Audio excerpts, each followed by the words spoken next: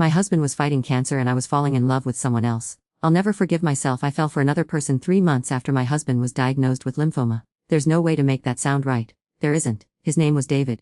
My husband's name was Marcus. We'd been married for 9 years. We had 2 kids, Emma's 7 and Noah's 5. Marcus was the kind of man who made pancakes on Saturday mornings and never raised his voice even when I deserved it. He was good, steady, safe. And when the doctor said stage 3 non-Hodgkin's lymphoma, I watched him shrink in that chair like someone had pulled a plug. I should have held his hand tighter. I met David at a coffee shop 4 weeks into Marcus's chemo. I was there because I couldn't stand the smell of our house anymore. The antiseptic, the sickness, the weight of watching my husband turn gray. David was behind me in line. He made a joke about the oat milk being pretentious. I laughed. It felt like the first time I'd laughed in months. He asked for my number. I gave it to him. I told myself it was harmless. Just texting. Just someone to talk to who didn't know about cancer or treatment schedules or the way Marcus threw up every morning at 6 a.m. David didn't know any of that. With him I was just me, not a caretaker, not a wife watching her husband die in slow motion. We met for coffee again, then lunch, then dinner. While Marcus was at his support group, I started putting on makeup again. I bought new clothes. My friends noticed. You look good, they said. You deserve to feel good. They didn't know about David, but they knew I was struggling. They gave me permission without knowing what I was using it for. Marcus noticed too. You seem lighter, he said one night, his voice hoarse from the chemo. He was lying in bed, too tired to sit up, and I was standing in the doorway getting ready to leave for book club. I'm just trying to stay positive, I said. He smiled. He believed me. David and I kissed 3 months in. It was in his car after dinner. I told myself it didn't count because it was just a kiss. Then it happened again, and again.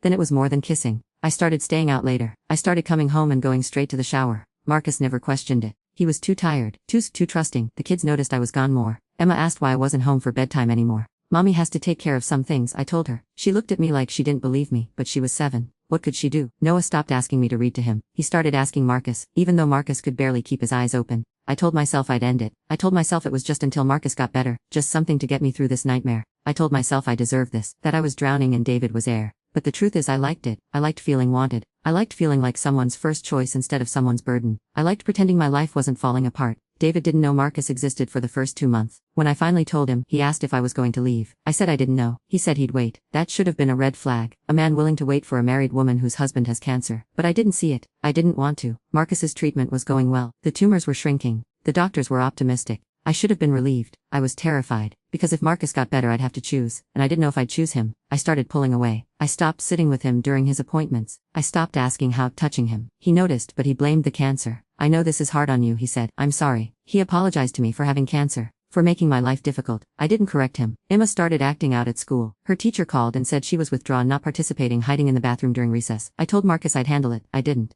I forgot about the parent-teacher conference. Marcus went alone, too weak to drive, took an Uber. David started pressing me to make a decision. I love you, he said, but I can't do this forever. I told him I loved him too. I don't know if I did. I think I just loved not being in my real life. Marcus found out on a Tuesday. I left my phone on the kitchen counter. I was upstairs helping Noah with his homework, one of the rare nights I was actually present, and Marcus was downstairs. He never snooped, he never had a reason to. But David texted, something explicit, something that made it very clear what we were. Marcus read it. I came downstairs and he was sitting at the table, phone in his hand, face completely blank, not angry, not sad, just who's David? He asked. My stomach dropped. I tried to grab the phone. He pulled it away, not violently, just away. Marcus.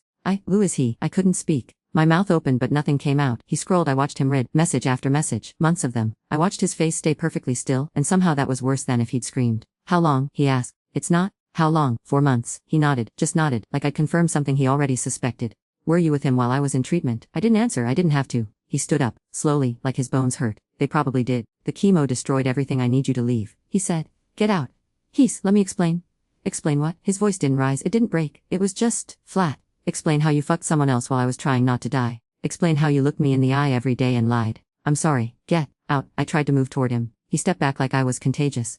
If you don't leave right now, I'm calling my brother to come get the kids, and you'll never see them again. That stopped me. He meant it. I could see it. I grabbed my keys. I left. I sat in my car in the driveway for 20 minutes waiting for him to come after me, to tell me to come back so we could talk. He didn't. The lights in the house went off one by one. He put the kids to bed. He opened the door. I drove to David's apartment. He opened the door in his boxers, surprised to see me. What are you doing here? He found out. I said. I need to stay here tonight. David hesitated, just for a second, but I saw it. Okay, come in. I slept on his couch. He didn't offer his bed. He didn't hold me. He gave me a blanket and went back to his room. I stared at the ceiling all night waiting for Marcus to call. He didn't.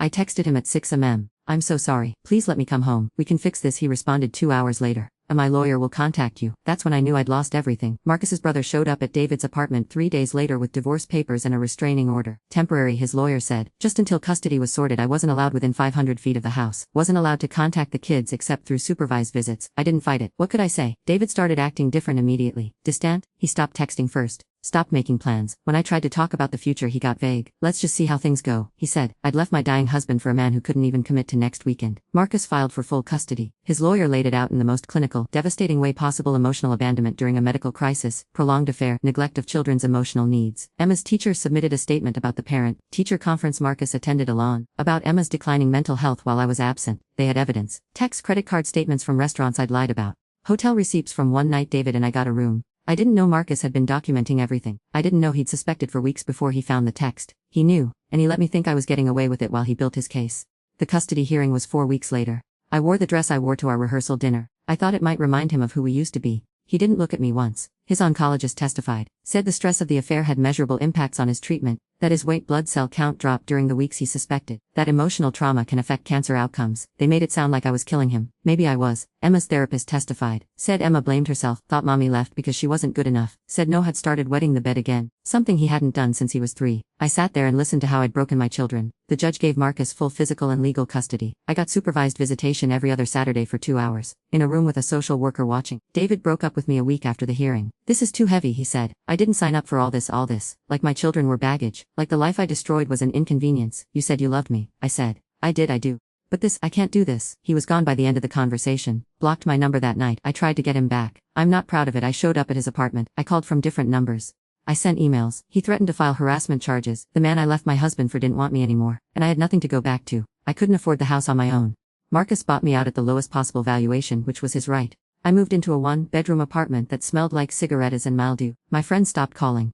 Most of them were Marcus's friends first, or couple friends who had to choose. They chose him. The ones who were my friends told me they couldn't support what I'd done. One of them said, if you could do that to him while he had cancer, what would you do to us? Fair question. My mom didn't speak to me for 3 months. When she finally did, she said, I didn't raise you to be this person. She was right. She didn't. Work found out. Small town people talk. I'm a nurse. I work in oncology. The irony isn't lost on me. Patients started requesting different nurses. Families didn't trust me. If she could abandon her own husband during cancer, how can we trust her with ours? I was quietly moved to a different floor, then quietly let go during budget cuts. Everyone knew it wasn't about the budget. My first supervised visit with Emma and Noah was 6 weeks after I left. Emma wouldn't hug me. She sat on the opposite side of the table with her arms crossed. Noah cried and asked why I didn't live with them anymore. Mommy made some mistakes, I said. Did you stop loving us? Emma asked. No baby, never. Then why did you leave? I didn't have an answer. Not one that a 7-year-old could understand, not one that I could understand. The social worker watched me fumble through 2 hours of my children looking at me like I was a stranger. Noah asked if I was coming home. I said I didn't know. Emma said she's not. Dad said she's not. She said it like she was relieved. I tried to text Marcus after, just to ask how they were doing, if they were eating okay, if they needed anything. He didn't respond. He never responded. His cancer went into remission 4 months after I left. I found out from a mutual friend's Facebook post. There was a photo of Marcus and the kids at the park, Emma and Noah on his shoulders, all of them smiling. He looked healthy,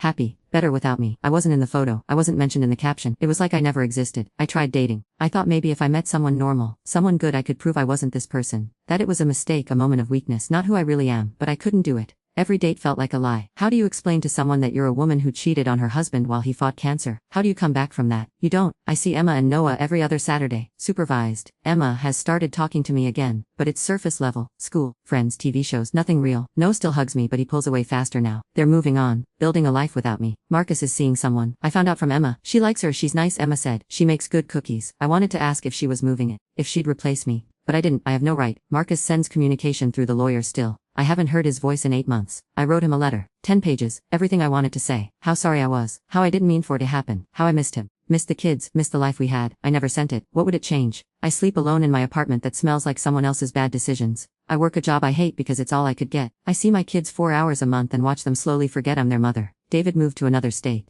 I saw it on Instagram before he blocked me there too. She looks happy. Marcus is in remission. The kids are thriving. They're better off. And I'm here. I didn't lose my family in a tragedy. I didn't lose them to something outside my control. I threw them away because I was selfish. Because I wanted to feel something other than hard. Because I convinced myself I deserved more than a man fighting for his life. There's no redemption for this story that fixes it, no time that heals it. I destroyed my family while my husband was dying. And the worst part is he didn't die. He survived. And now he gets to live a full, happy life knowing exactly who I am. I have to live with it, too. But I don't get the happy ending. I see my daughter's face every night before I fall asleep, the way she looked at me during that first visit, like she didn't know me anymore. She was right. I don't know me either. If you're reading this and you're on the edge of doing something like this, if you're justifying it, if you're telling yourself you deserve it, or it's not that bad, or it's just until things get better, stop. You don't come back from this. I will never hold my children the way I used to. I will never be trusted again. I will never stop being the woman who betrayed her husband while he had cancer. That's who I am now. That's all I am, and I did it to myself.